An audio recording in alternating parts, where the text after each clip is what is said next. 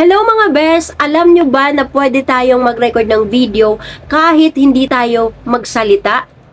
Yes, tama ang narinig nyo. Pwede tayong mag-record ng videos na walang lumalabas sa atin na boses.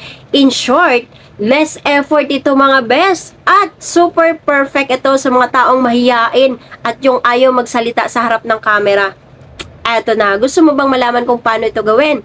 Tapusin mo tong video na to dahil ituturo ko sa inyo. Let's go! So first step, kailangan mo munang gumawa ng script. Ayan, tapos i-copy paste mo lang.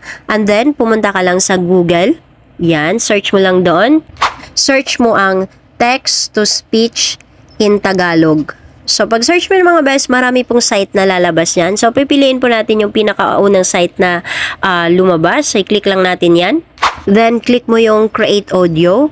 So, eto, makikita mo mga best, meron dyang choices sa voice. So, pwede kang mamili, babae, lalaki, kung sino gusto mong magsalita doon sa script mo. Okay, select ka lang. So, eto, pipili natin yung pangalawang magsalita. Yan, si Acel. Okay. Then, sa format naman, kailangan mong pipiliin yung MP3. So, click mo lang yan. And then, dito sa script mga best, i-copy paste mo na yon yung ginawa mong script. So, ganito na po yung itsura niya. Ayan, tas i-click mo lang yung create audio. So, ganito yung mga best, mag-loading lang siya. Antayin lang natin na magkaroon na siya ng boses. So, wait lang natin. So, eto na. I-play na natin. Tips para maka-attract tayo ng mga tamang audience at mga followers sa ating Facebook. Isa, mag-create ng high quality and engaging content. Ang paggawa ng magandang quality video content. O diba ang galing, tapos download mo lang. So after mag-download yung mga best, second step naman is punta ka sa My CapCut.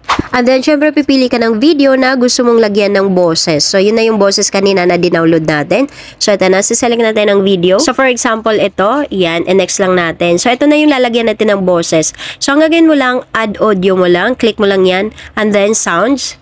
So, sa sounds mga best, i-click natin itong from device kasi kukunin nga natin yung audio kanina na sinave natin. So, scroll mo lang, hanapin mo yung audio na sinave mo kanina.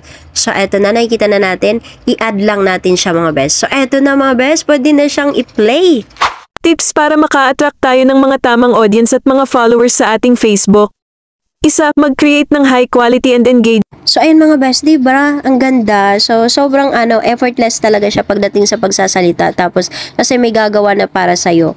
So, yan. After yan, save mo lang yung video mo. Tapos, ready to upload na yan. So, yun lang. So, ayan mga best, naituro ko na sa inyo. Sana i-apply nyo na to agad. So, kung nagustuhan mo tong video na to, huwag mong kalimutang mag-share, mag-like sa ating video. At syempre, i-follow mo na rin ako para updated ka sa next video na aking gagawin. Yun lang. Bye-bye!